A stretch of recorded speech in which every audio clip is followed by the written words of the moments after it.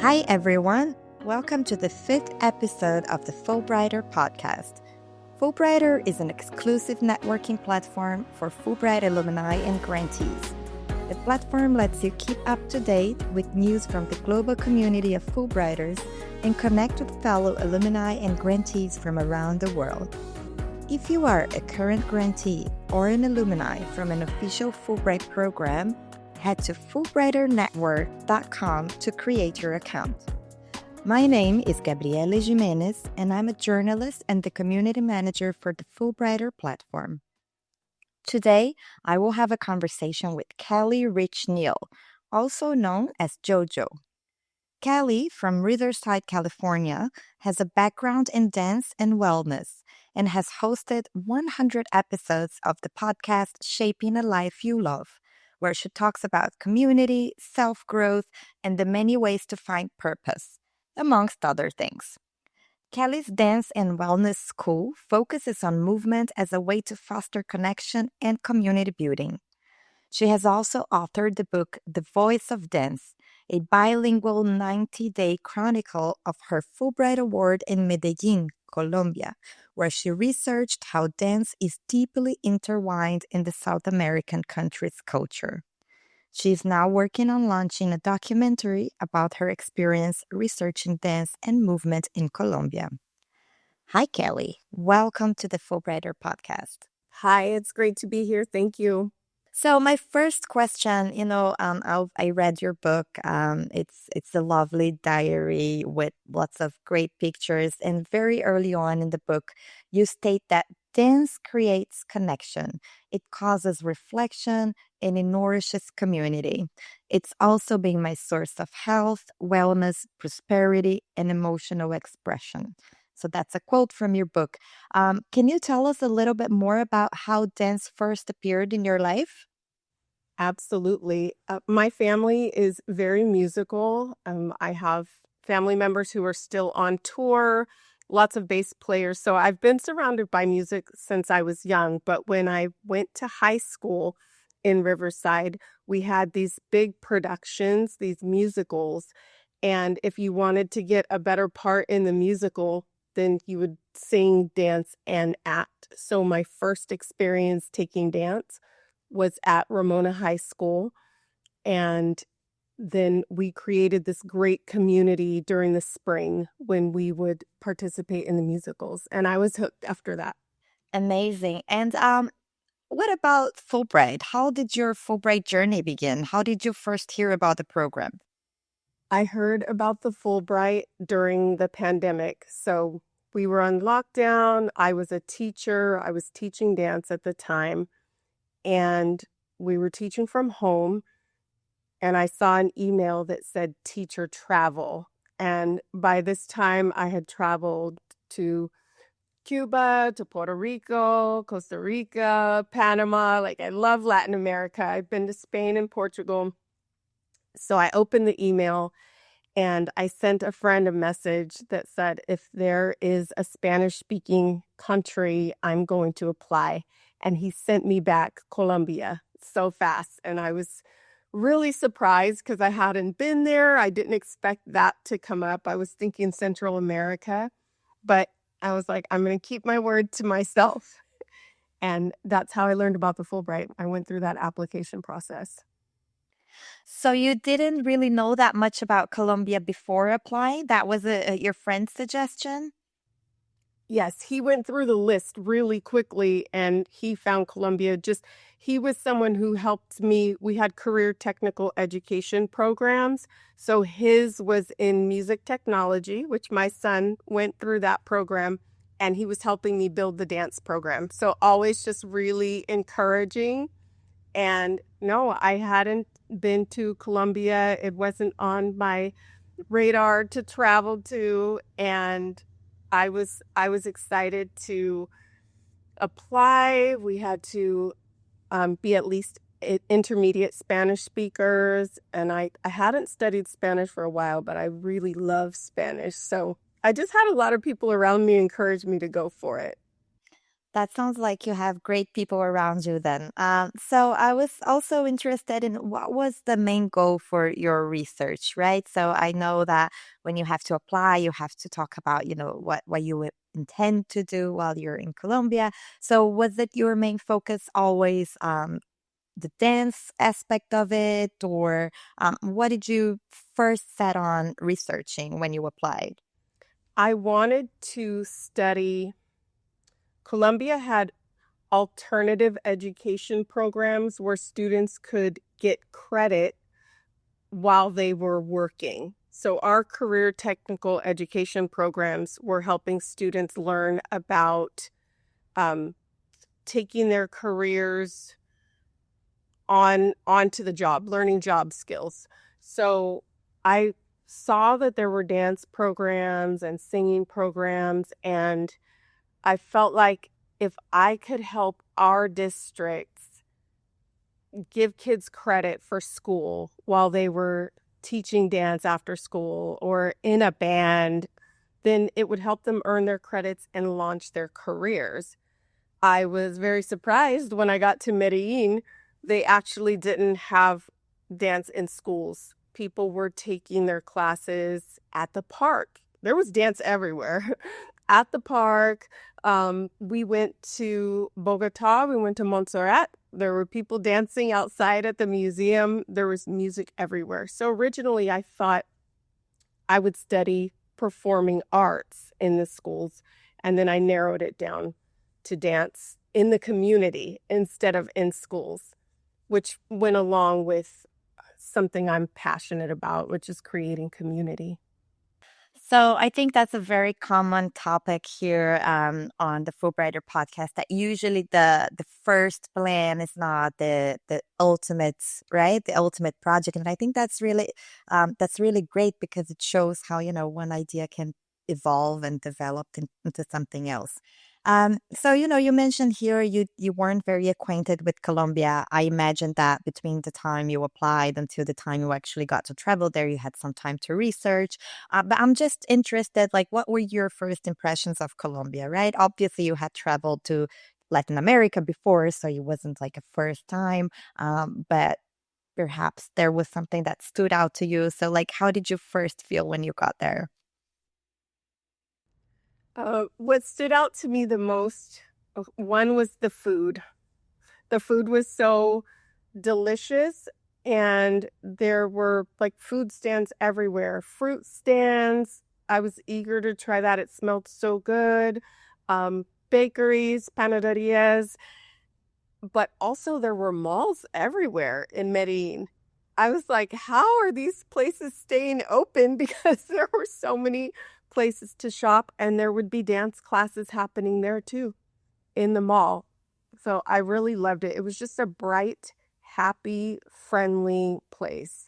It sounds like it was kind of like a match that had to happen, right? Serendipity, because, you were into studying dance and education, and then you ended up in a country where, dance is everywhere. There was something else in your book that stood out to me because you mentioned that you were not familiar with video editing or filming, but somehow along the way you set out to make a documentary, right, about dance and Colombia.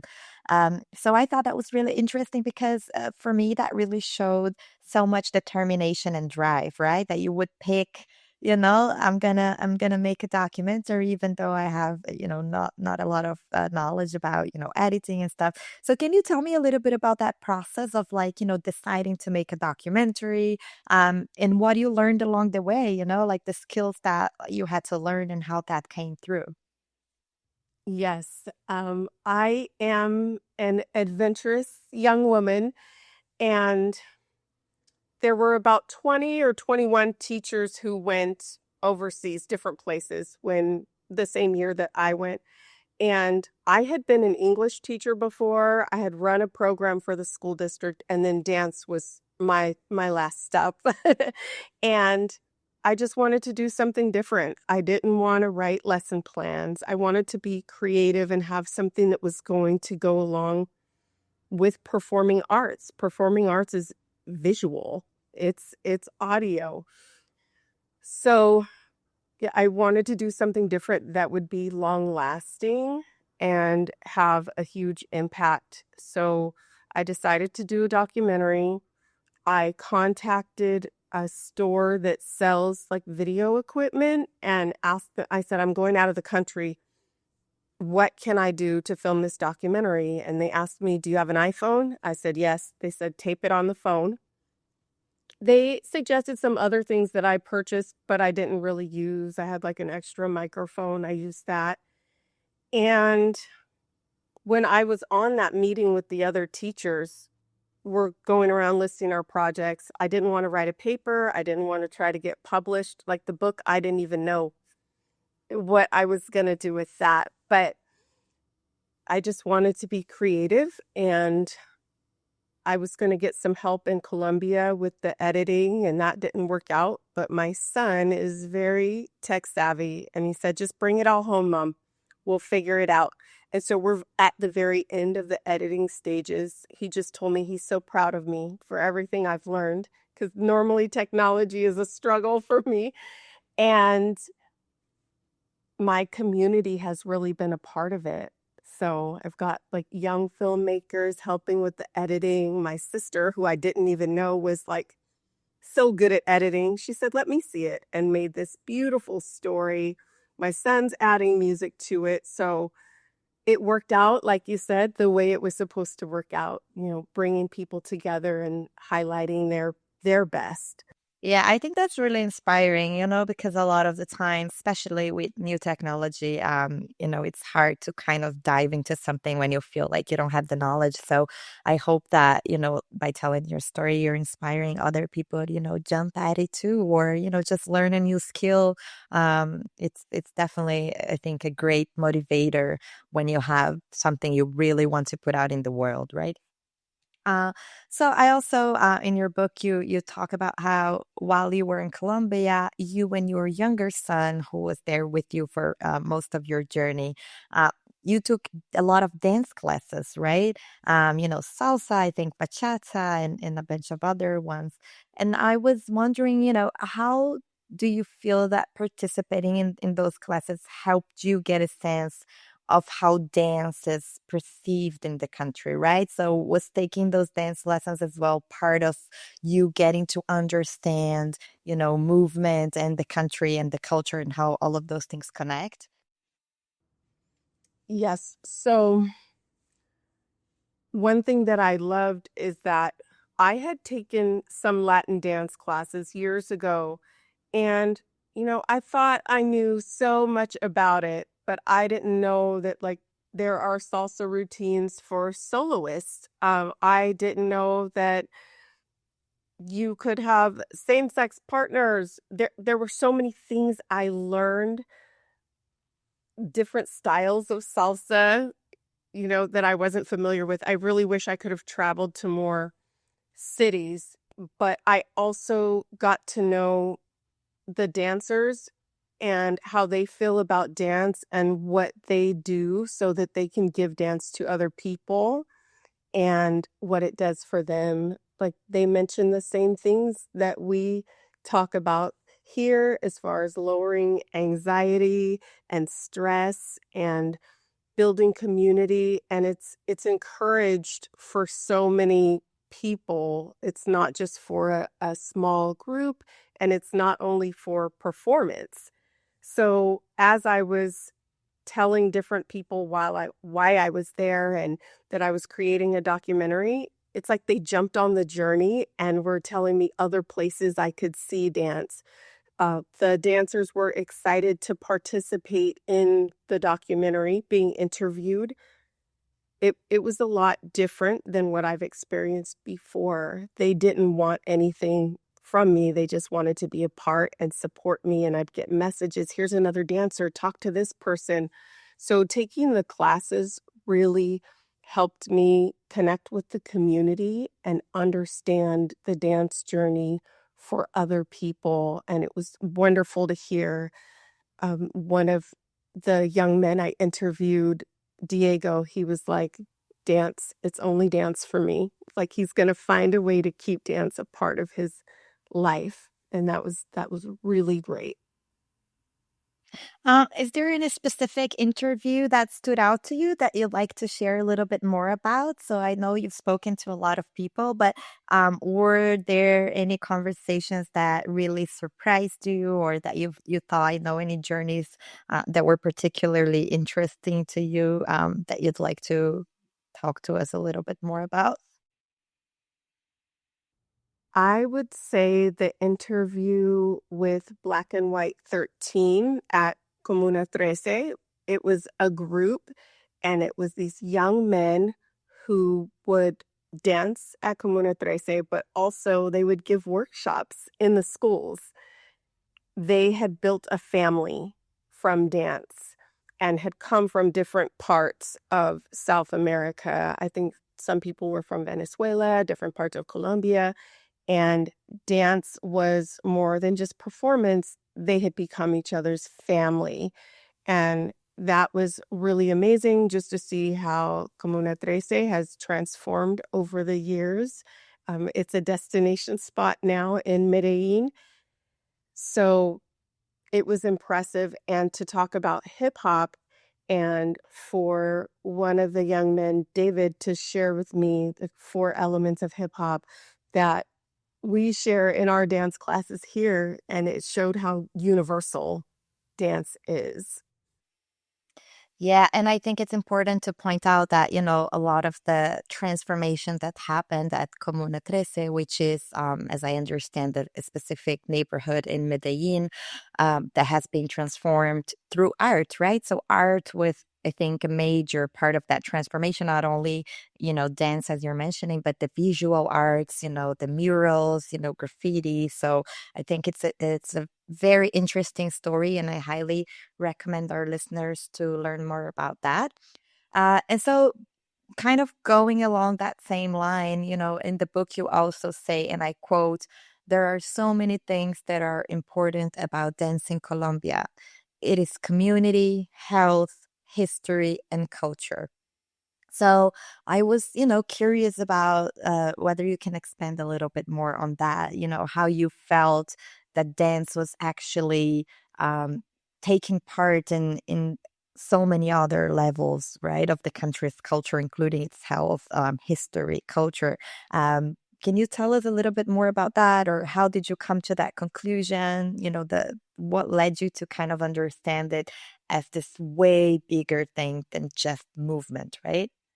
Sure. I'm so emotional talking about this. I really loved being there. It's like my second home now. Um, I could see that dance was more than just performance, which I say a lot, because people were able to share stories even if they didn't consider themselves a dancer. They had a story about someone they knew who danced and how it moved through the history. Luisa and Domingo are a pair that dance together. They do tango.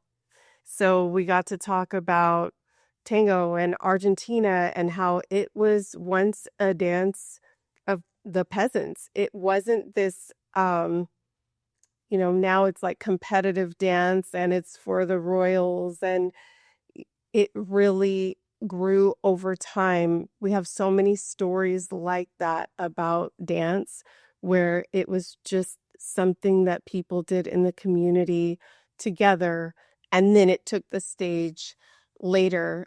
There's also, I received the question a lot in Colombia, what is your favorite type of music? Which was an interesting question to me because, and I love music, I love to sing, but they knew I was there for dance. And the question would be, what is your favorite type of music? And what I learned was it is the same question. What is your favorite type of music means what is your favorite type of dance, because they go together. And it made so much sense to me. So it was really, each story was so deep. And in each interview, you'll hear how much each person loved to share. There's a woman, her organization is Cor Berenice, and she brings kids together. They dance, but they also feed the homeless. They do things that teach them how important community is, and then dance becomes a part of that. So there are just so many ways to experience dance and to teach young people about it and bring people together. So, just out of curiosity, what is your favorite type of dance? Uh, That's a hard question. I will say Latin dance. I love bachata. I love partner dancing. I love big group choreography, but my boys have experience with Latin dance. And one thing that I say everywhere, I have people say this back to me, is like, I hope you're still dancing in the kitchen with your boys. Because when we meet in the kitchen, they're always turning me. And when we go out together, a family occasion, they know that I want to dance and they make sure I get that in. So I definitely would have to say Latin dance. I love the connection. So, I think again, that's a great fit for your Colombia destination, right? So, sounds like everything worked out as it should. Um, I'm also interested in your work as an arts consultant, right? Because I understand you've been doing that work for a while now, and your aim is to have more students in the US experience dance in schools as well, right? So I would love to hear more about that, but also how much of that is shaped by your own experience in high school, right? Because as I understand, by going to a high school that gave you that opportunity to learn about dance and to practice it, that has really changed your life and kind of led you down a path where you became a dancer and you became a researcher in dance. So, how much of that experience now working as an art consultant is based on your own experience? And please explain a little bit more about that work. I would love to hear it. Yes. So going to Colombia and living in Latin America definitely changed the way I looked at everything, like my health and rest and community, but also the connections that I can make for students with dance. And of course, my high school experience, because I had wonderful teachers in the performing arts who encouraged us. They didn't always pick the it wasn't just for top dancers who have been dancing since they were 2 years old or the best, singers. It was for all of us, and I wanted to give that experience to students in Riverside because it enriched my life and it shaped my career. So my goal in creating the dance program at the high school was definitely to give students what I had, and one of the most impressive aspects of that program was how hard the students worked to help me build it, because I couldn't have done it if they didn't see the vision too, if they weren't willing to get on stage for the first time. And that was a wonderful experience because we had students who maybe wouldn't have a successful audition or didn't want to compete, but they just wanted to enjoy the stage. We had English language learners who felt like part of the group, and I'm still in touch with many of those students.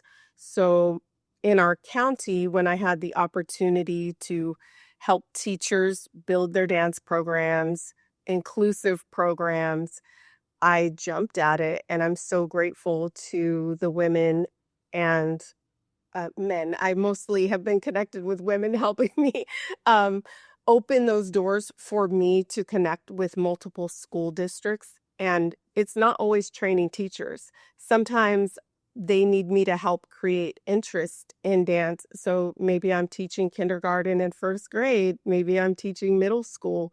It's wherever they need me to jump in to help them build their program.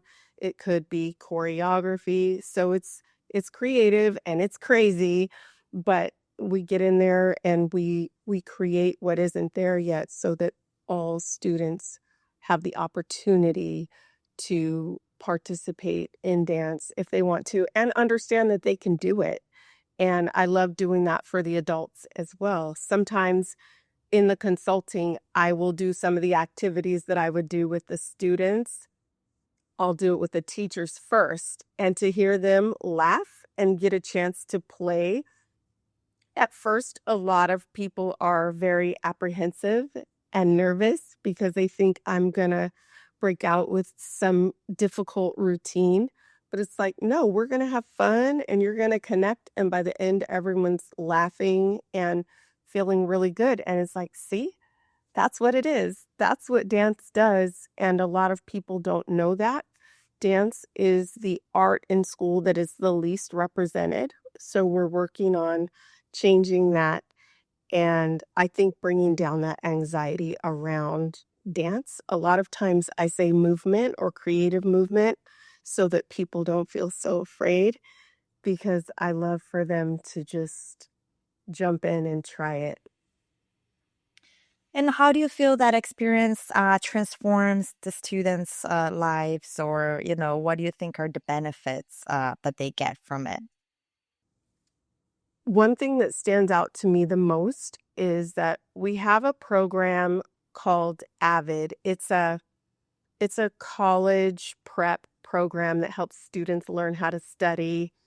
And I had some students in AVID that were in my dance class, and they would tell me that they don't feel as nervous doing their presentations anymore because they would come to dance and they're performing in front of people. So seeing it translate outside of performing arts is what I love the most, because people are growing in confidence. Students are growing in leadership because I really hand it over to them. It's like, what do you want to do? What do you want to wear?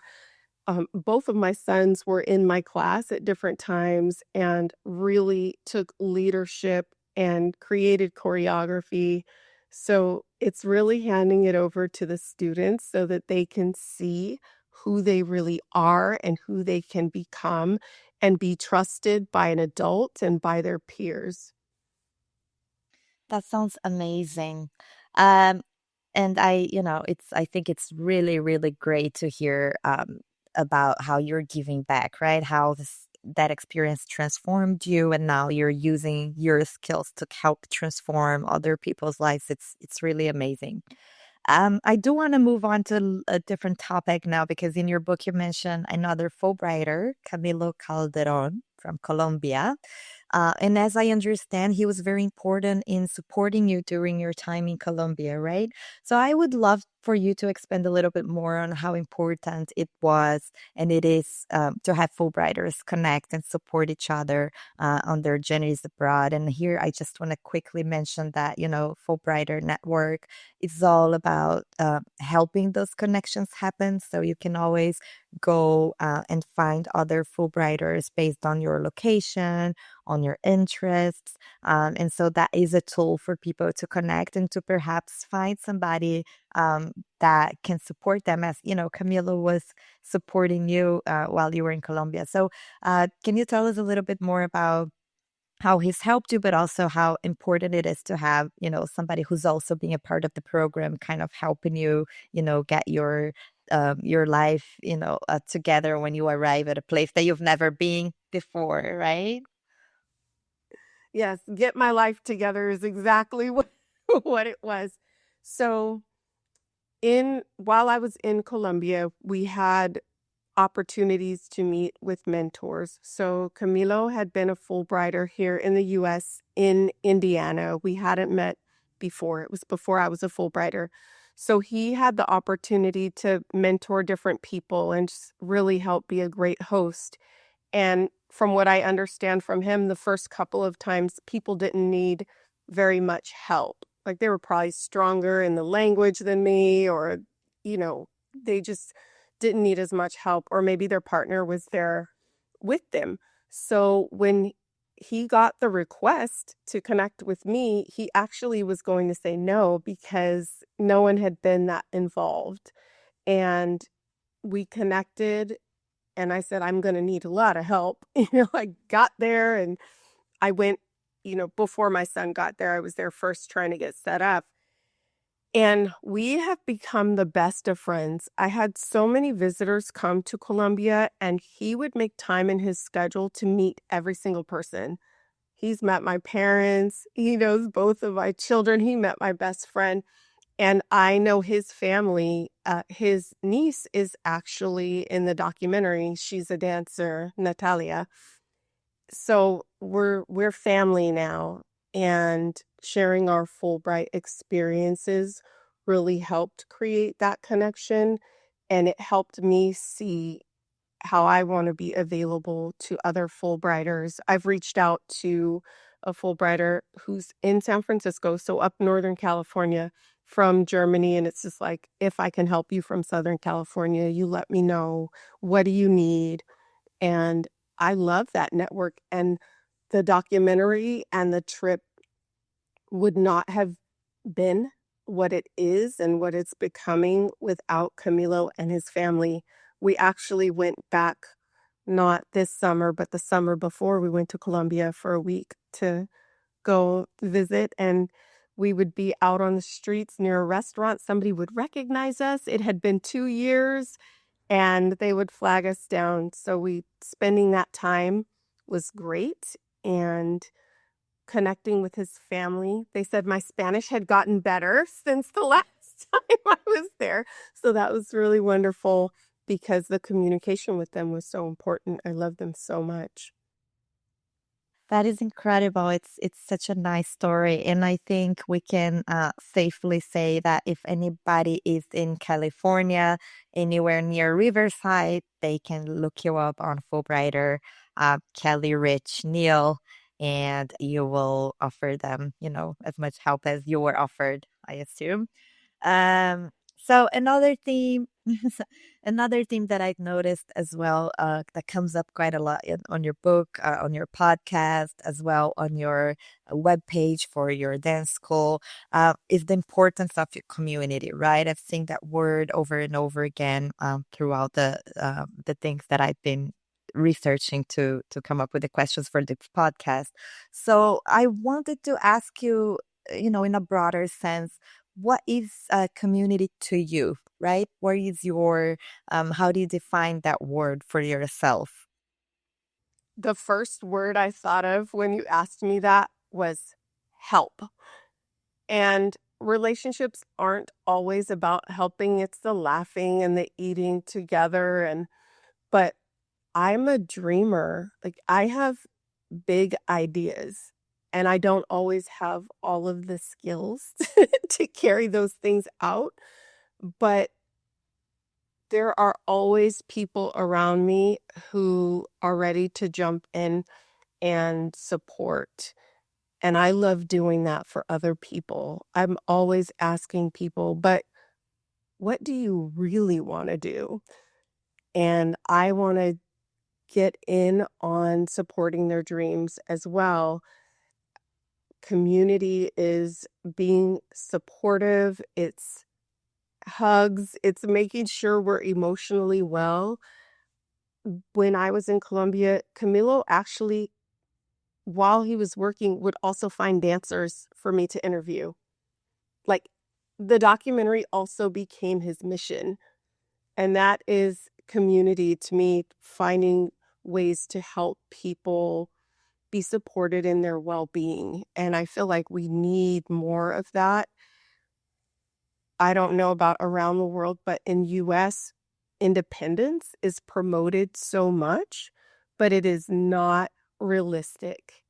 There's nothing that we do all by ourselves. So I really lean into the connection and highlighting people's expertise and talents. It makes us happy to help each other because you're helping me in your area of expertise, and it gets to highlight your talents, and we all move together. I think that's a great definition. It is a support network at the end of the day, and I think we all need it.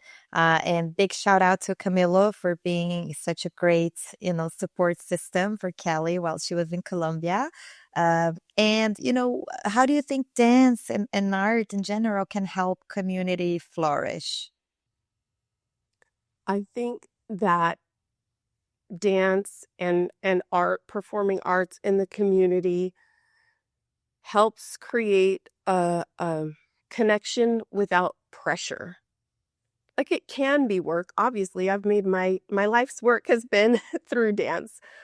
But when you take those times to like take a class or go to Zumba or dance in the mall, it's just fun. Fun is okay. Life does not always have to be about work. And on the scientific side, there's just so much research that highlights the benefits of dance, movement, connection. So it's something that we can do together that does not have to be perfect, because there are so many benefits that come out of it. So I am hoping that more people try things. Go to the paint night or join a community choir. And this is something I've had to work on for myself, is remembering that it doesn't always have to be about work. Like right now I'm taking a piano class, and it's like, I'm just taking it. When I was 10, I wanted to take piano and I didn't get to. So I'm taking care of the little girl and I'm taking piano. I'm not going to be a, concert pianist. I don't even want to. But it's one of the first times that I've done something that didn't lead to more business or earning more money. So I encourage people to do that, and do that with someone you love if you can.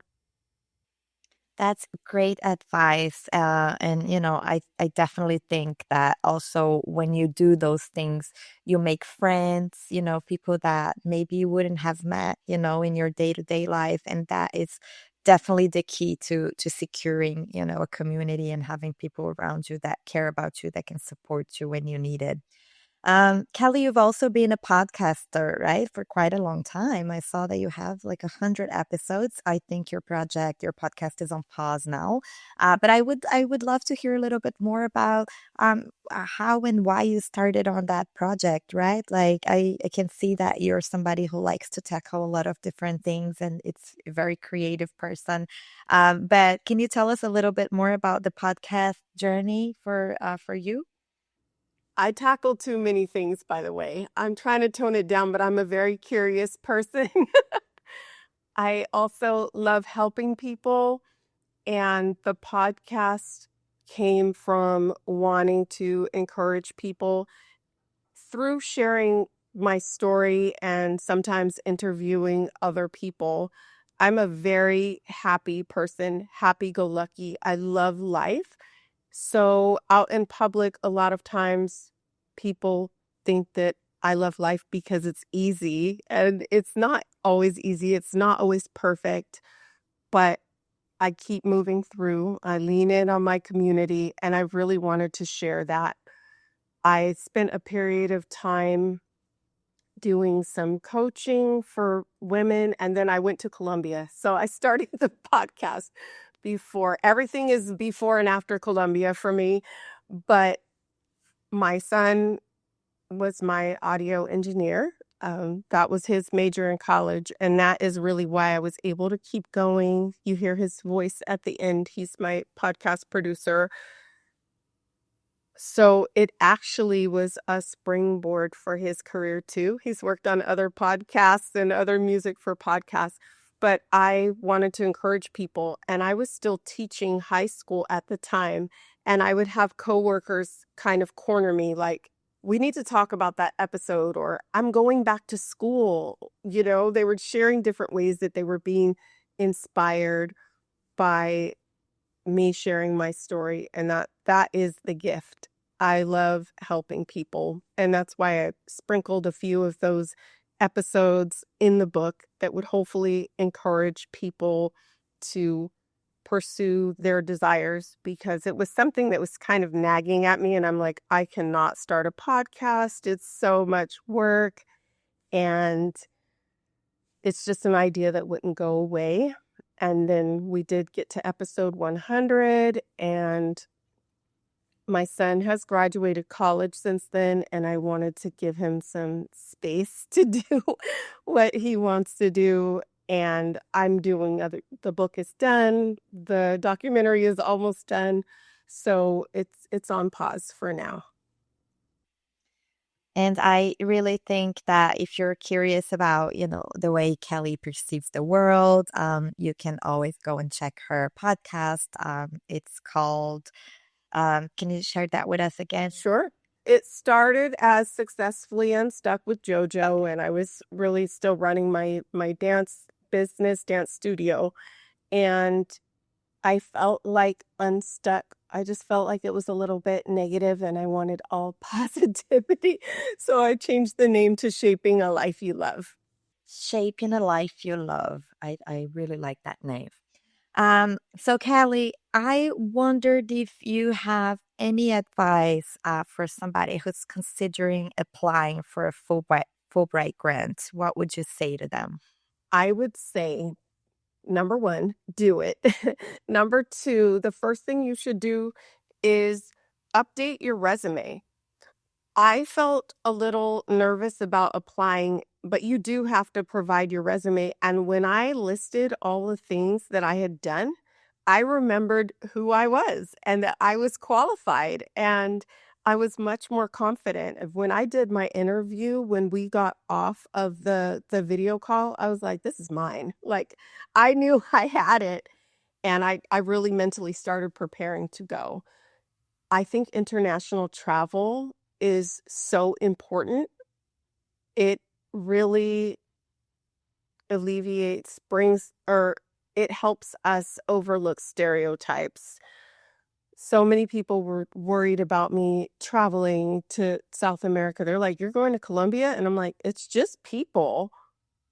And I feel like even though I am well traveled, I had much more empathy for people learning another language because I had a good background in Spanish, but Spanish in Colombia is different than Spanish in North America. So I still had a lot of learning to do, and hearing Spanish all day is exhausting. So imagine people, I think English is a difficult language to learn.